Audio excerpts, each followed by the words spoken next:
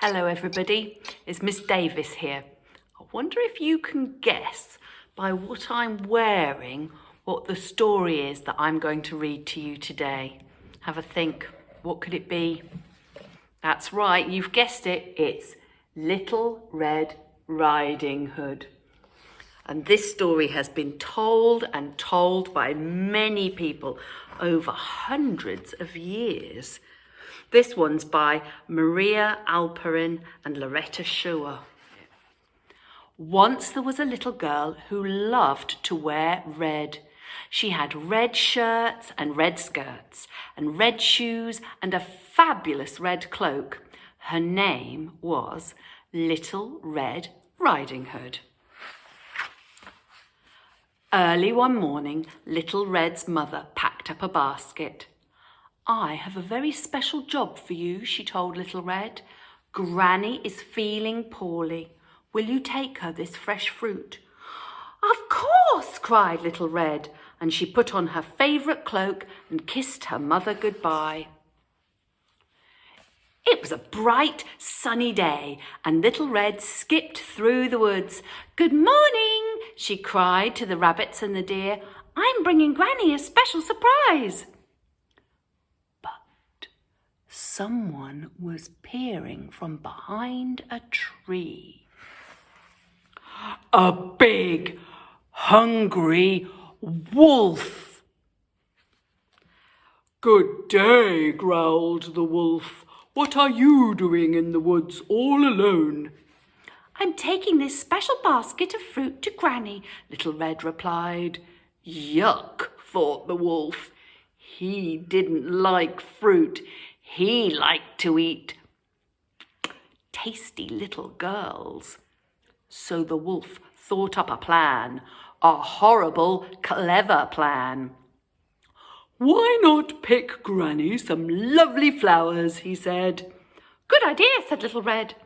But as she started gathering daisies, the wolf raced down the path to Granny's house. The wolf knocked on Granny's door with a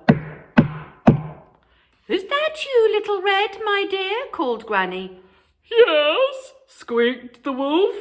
"Let me in. It's breakfast time." "Oh, goody," said Granny, opening the door. "What are we having for breakfast?" "You!" cried the wolf. "Ah!" yelled Granny. "You're not Little Red." And she slammed the door right on his big furry nose. "Ow!" howled the wolf. Quick as a flash, Granny ran out of the back door and into the woods to find help. "Horrid old Granny," the wolf growled, rubbing his nose. But now he could put his terrible plan into action. So when Little Red knocked on Granny's door, it was a deep, scratchy voice that answered. "Come in, my dear." Little Red walked into Granny's bedroom and stopped in surprise. "Why, Granny, what big ears you've got!" "All the better to hear you with, my dear," crackled the wolf.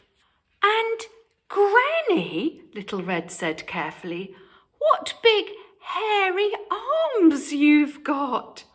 "All the better to hug you with, my dear," said the wolf. "But Granny, what big teeth you've got," whispered Little Red. "The better to eat you with, my dear," snarled the wolf, and he pounced on Little Red.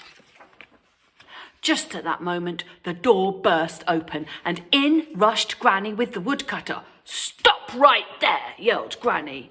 "Put her down now," bellowed the woodcutter, "or we'll chop you up and turn you into a birdhouse."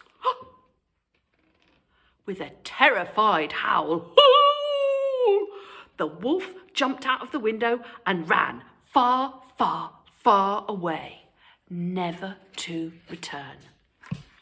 Little Red hugged Granny tight. "I'm so glad you chased that wolf away," she said, and she gave Granny the basket of fruit. What a day of excitement, laughed Granny. Now, let's all have breakfast. And they all lived happily ever after, don't you think? That was a good story, wasn't it? That silly old wolf, what a meanie, trying to eat Granny and then eat Little Red. But he didn't succeed, did he? No, because Granny went to get help.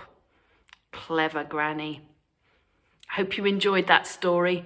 I'll see you all again soon. Bye. Bye.